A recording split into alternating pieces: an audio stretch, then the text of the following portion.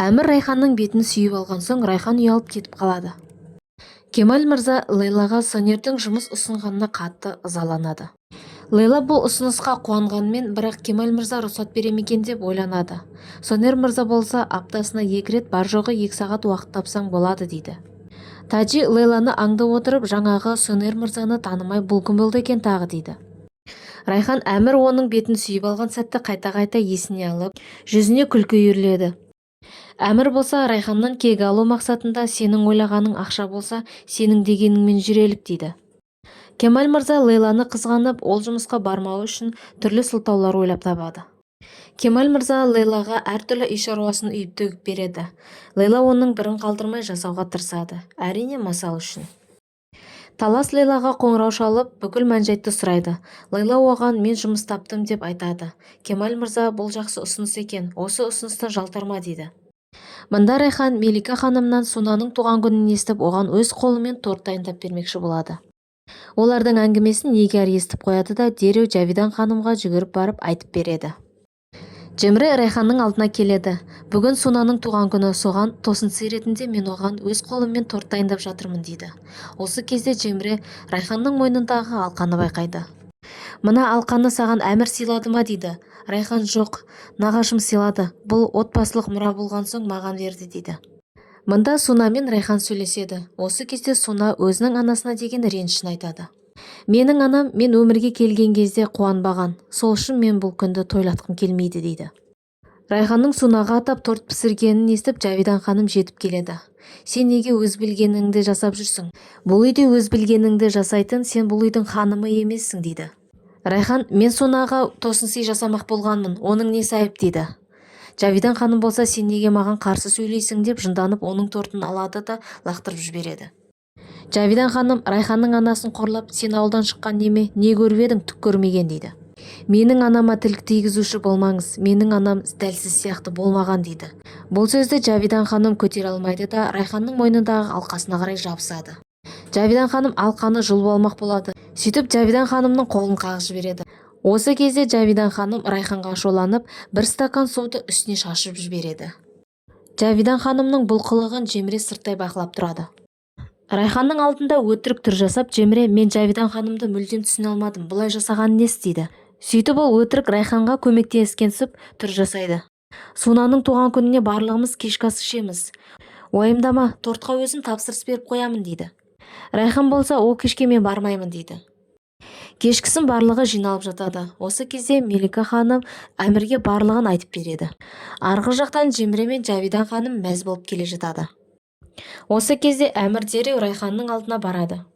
Әмір Райханның бүлінген киімдерін көріп, Мелика ханым дұрыс айтқан екен деп ойлайды. Сөйтіп ол Райханға көйлек тапсырыспен алдыртады. Барлығы ас ішуге жиналады. Хикмет мырза да келіп қалады. Осы кезде арғы жақтан Райхан мен Әмір кіріп келеді.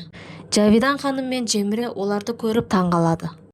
Райханның үстіне Әмір алып берген көйлек өзіне құйып қойғандай жарасып тұрады. Суна Райханға мен үшін тырысып, торт пісіргенің үшін рахмет дейді. Үстіңде көйлегің өзіңе өте жарасып тұр дейді. Райхан Джавидан ханым екеуінің арасындағы мән-жайтты ешкімге айтпайды. Тортқа келетін болсақ, оқыс жағдай орын алды дейді. Райхан мен қазір келемін деп орнынан тұрып кетеді. Артынан Джемре де кетеді. Осы кезде Әмір де мен де қазір келемін деп олардың артынан барады. Райхан мен Джемре хауыздың жанынан өтіп бара жатқан кезде Джемре әтеге Райханның иығынан қағып хауызға қарай итеріп жібереді. Жүзуді білмейтін Райхан суда әбден арпалысады. Джемре құтқар, көмектес дейді. Джемре болса сасқалақтап қалады. Джемре, сенің жүзу білмейтіндігіңді білген жоқпын дейді. Осы кезде Әмір жүгіріп келіп Райханды құтқарып алады. Ес-түссіз жатқан Райханға Әмір жасанды тыныс беріп, оның есін жиғызады. Әмір Райханды қатты уайымдайды. Райхан Әмірге мені құтқарғаның үшін рахмет, бірақ бұл жайды ешкім білмесінші деп өтінеді. Мында Әмір Райхан тыныс алмай жатыр екен деп ойлап, оның алдына келіп, оның тынысын тексереді. Осы кезде Райхан ұйқысынан оянып кетеді де, өзімен бірге беттесіп тұрған Әмірді көріп таң қалады. Әмір Зафер досымен сөйлесіп, бүгін оған тосынсый жасаймын дейді. Олардың әңгімесін Суна естіп қояды да, аға, сен тосынсый жасаймын дедің ғой, мен білемін кімге жасамақ екеніңді дейді. Олардың әңгімесін Нигар естиді де дереу Джавидан ханымға барып айтып береді. Эмир мырза Райханға тосынсый жасамақшы дейді. Жавидан ханым одан қатты таңғалады. Мында Жеміре Жавидан ханымға кешегі болған жайтты ойласам қаным басыма шауып тұр. Оның үстіне сіз бүгін Әмір Райханға тосын сый жасайды деп айтып отырсыз. Жавидан ханым, ренжімеші, бұны саған айтпауым керек еді.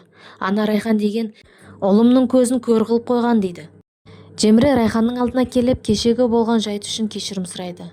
Райхан ештеңе етпейді, оқыс болған жағдай ғой дейді. Осы кезде Суна кіріп келеді де, бүгін ағам саған тосын сый жасамақшы. Мен олардың сөйлесіп жатқан әңгімесін естіп қойдым дейді. Бұны естіп Райханның көзіне күлкі үйіріледі. Жеміре, кешкісін не кимекшісің? Қане дайындалайық дейді. Райхан, білмедім дейді. Ендеше саған киім алайық дейді. Райхан мен Жеміре киім алуға бармақ болады. Осы кезде Жеміре Райханның сөмкесінің ішіндегі ақша салынған карточкасын алады да сол жердің төсектің астына тығып кетеді. Содан соң бүкіл киімдерді Жеміренің атынан сатып алады. Райхан бұл жағдайдан қатты ыңғайсызданады. Жеміре болса ештеңе етпейді деп оны көндіреді. Одан соң сен өзің үйге қайта бер, мен мұнда шаруаларым бар, сосын қайтамын дейді. Лейла да жұмысқа дайындалып өзінің үстіне киімдер алған болатын. Шехрия мен Масал Лейланың үстіндегі киімді көріп, саған өте қатты жарасты, сондай ашылып кеттің дейді. Содан соң Масал әкесіне, қарасаңшы Лейлаға дейді. Кемаль мырза Лейланы бастан аяқ көзімен жүгіртіп өтеді. Сонер мырза Лейлаға қоңырау шалып дайынсың ба дейді. Осы кезде Сонер мырза да Лейлаға қарай келе жатқан болатын. Жеміре Әмірге қоңырау шалып, Райхан өзінің карточкасын үйде ұмытып кетіпті. Содан соң менің картамдағы ақшамды пайдаланды. Яғни менің лимитім толып қалды. Әмір болса, ол сонда сенің ақшаңның лимиті біткенше заттар алды ма дейді. Лейла жұмысқа қарай шығып, такси тоқтатып тұрады. Осы кезде Сонер мырза оның алдына келіп тоқтайды. Қане отыр, мен де сол жаққа барамын дейді. Лейла амалсыздан отырады. Әмір үйге келген соң, Жавидан ханым да Әмірге Райхан өзіне керек жарақтар сатып алған екен. Содан соң мен ақшасы жетпеген соң карточкамнан оған ақша аудардым дейді. Жавидан ханым, әрине Тархын әулетінің келіні болған соң ақшаны оңды-солды шашады да. Енді не істейміз дейді. Сөйтіп ол кісі бұрылып кетіп қалады. Әмір ашуланып қалады. Жұмыстың уақыты біткен соң Сонер Лейланы Кемальдің үйіне шығарып салады. Кемаль мырза Лейланы Сонер мырзадан қатты қызғанып тұрады.